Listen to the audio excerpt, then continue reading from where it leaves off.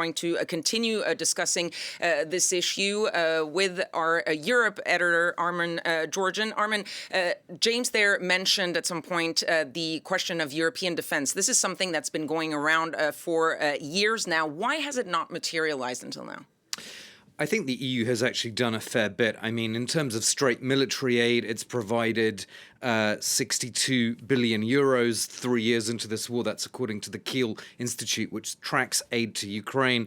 And also, of course, Ketovan, the EU has put in place this joint procurement scheme. So it's procured weapons for Ukraine from around the world if those weapons were not available in an EU country. So it has done those things. The big sticking point in terms of deeper defense reforms in the EU has been this question of made in Europe. So in other words, you've got Emmanuel Macron, for example, who's really pushing for weapons to be made here in the EU under an EU industrial umbrella and with an EU conception authority, as it's called.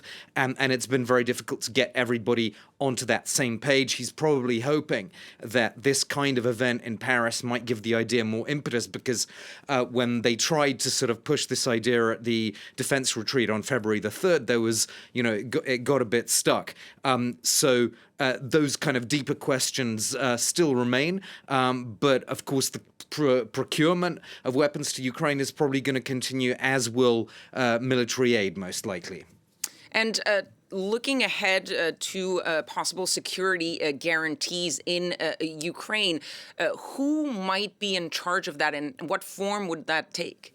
I think it's very unclear, Ketovan, for the simple reason that the US is kind of treating the EU as a junior partner in all this. As James was just saying, the US started this process by calling Vladimir Putin.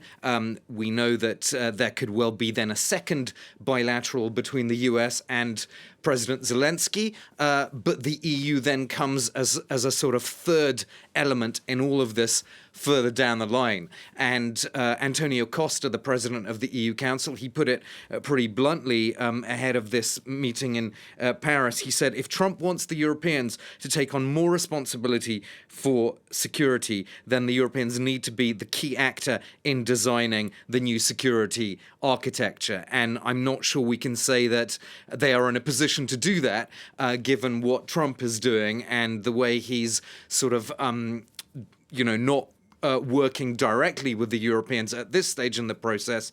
I think you've got to wonder in that case, what is the incentive for the EU at this stage to say, okay, Donald Trump, here are all the things that we can commit to, when he's not actually really involving the Europeans, when they don't have a seat at the metaphorical table at the moment.